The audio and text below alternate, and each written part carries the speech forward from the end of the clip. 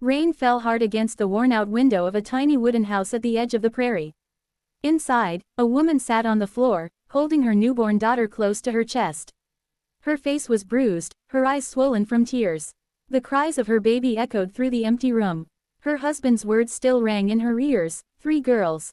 You've cursed me. He had stormed out, leaving her alone in the darkness.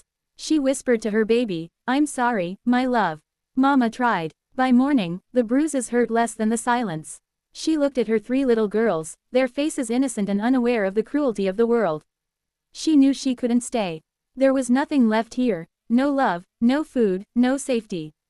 Wrapping her babies in torn blankets, she stepped out into the cold wind. Her feet sank into the muddy path, each step a battle between fear and hope. She didn't know where to go, only that she had to keep moving.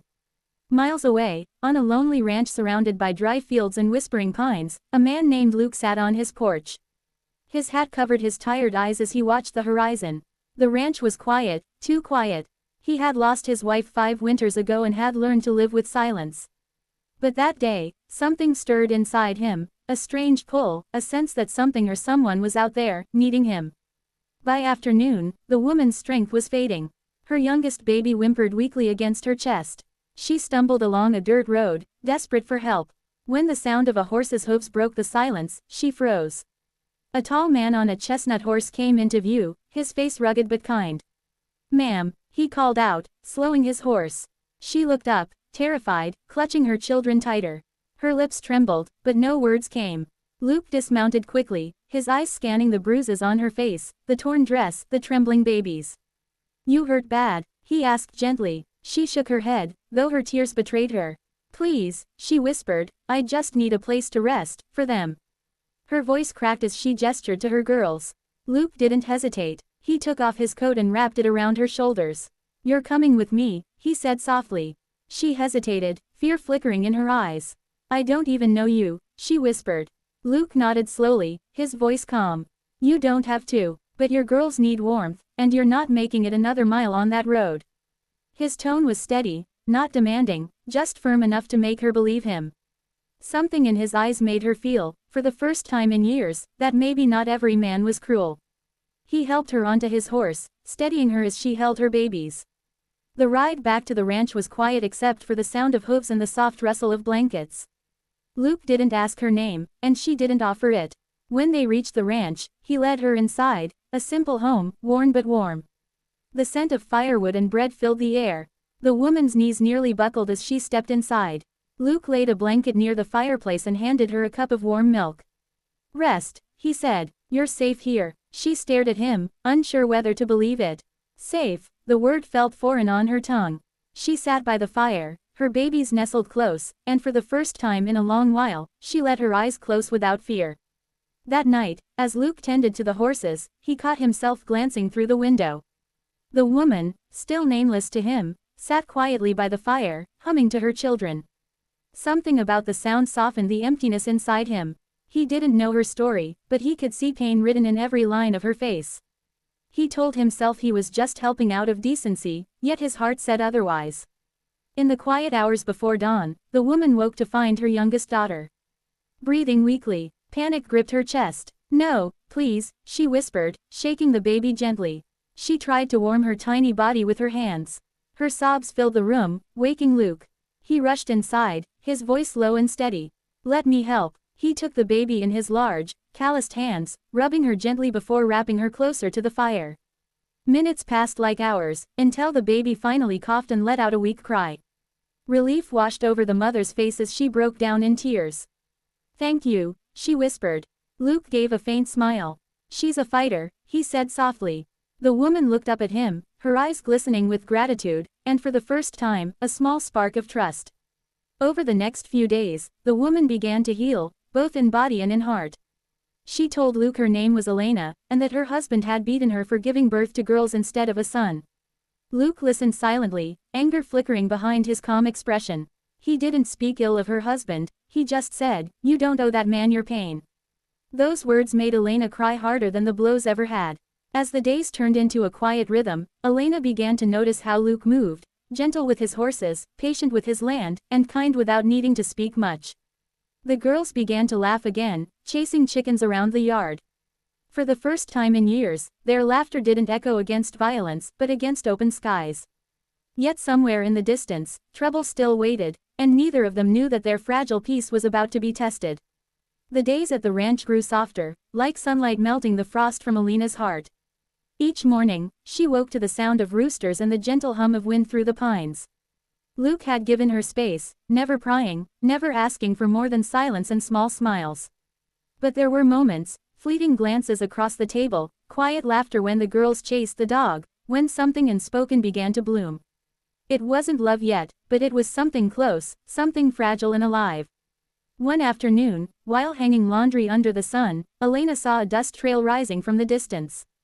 Her heart froze. A wagon approached, pulled by 2 mules. As it drew near, she recognized the dark shape of a man standing in it, her husband, Marcus. His eyes burned with fury the moment they met hers. "You thought you could run?" he shouted, jumping down from the wagon. "You're mine, Elena, you and those cursed girls." Luke heard the shouting and came running from the barn. He stepped between Marcus and Elena, his jaw tight. "You need to leave," Luke said quietly. Marcus sneered, his hand gripping a whip. "This is between me and my wife," he spat. "You don't get to tell me what to do." Luke's voice stayed calm but firm. "A man who beats his family doesn't get to call himself a husband." Marcus lunged forward, swinging the whip toward Luke. The sound cracked through the air, striking Luke's arm, but he didn't move. He grabbed Marcus's wrist, twisting it until the whip fell. "You'll not raise that hand again," Luke growled. Marcus struggled, but Luke pushed him back, his strength fueled by years of quiet endurance. Elena stood frozen, her girls crying behind her. The past she feared was standing right in front of her, and for the first time, someone else was fighting it. Marcus stumbled back, hatred twisting his face. "You'll regret this," he spat before turning toward his wagon. But Luke's eyes didn't waver. "You already have," he said softly. Marcus rode off, his threats fading with the wind. When the dust settled, Elena collapsed to her knees, shaking. Luke knelt beside her, gently placing a hand on her shoulder. "You're safe now," he said again, this time meaning it with every part of his soul. For days after, Elena couldn't stop trembling. Every shadow made her flinch, every creak of the wood reminded her of Marcus's voice. But Luke stayed close, never pushing, never judging. One evening, as the sun sank behind the hills, he found her sitting on the porch, the girls asleep inside. "You don't have to thank me," he said quietly. She looked at him, tears glimmering in her eyes. "Then let me thank you by staying," she whispered. From that night on, Elena began to belong, not as a guest, not as someone hiding, but as part of something real. She started helping in the kitchen, feeding the animals, even laughing again. The ranch began to feel alive, filled with warmth and noise it hadn't known in years. Luke would sometimes watch her from afar, smiling softly when she didn't notice. The loneliness that had haunted him for so long had finally met its match in her strength. Winter came with quiet snow and soft mornings. Luke built a small cradle for the girls, carving their names into the wood. Elena watched him work, realizing that kindness didn't have to be loud to be powerful. One evening, as the fire crackled and the girls slept, she looked at him and said, "You gave us back our lives." Luke shook his head. "No, Elena, you found the courage to live them." The first bloom of spring painted the ranch with color. On a warm afternoon, Luke saddled his horse and turned to Elena. "There's a town fair this weekend," he said with a shy smile. "Thought maybe you and the girls might want to see it." Elena smiled, her eyes bright.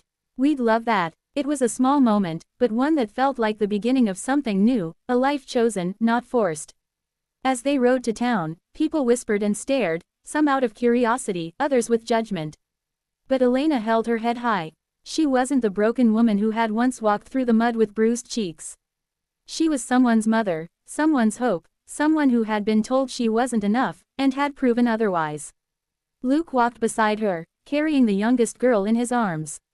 When the local preacher stopped them to ask about their family, Luke smiled and said, "We're just a rancher and a strong woman raising 3 little miracles." The preacher nodded, blessing them both.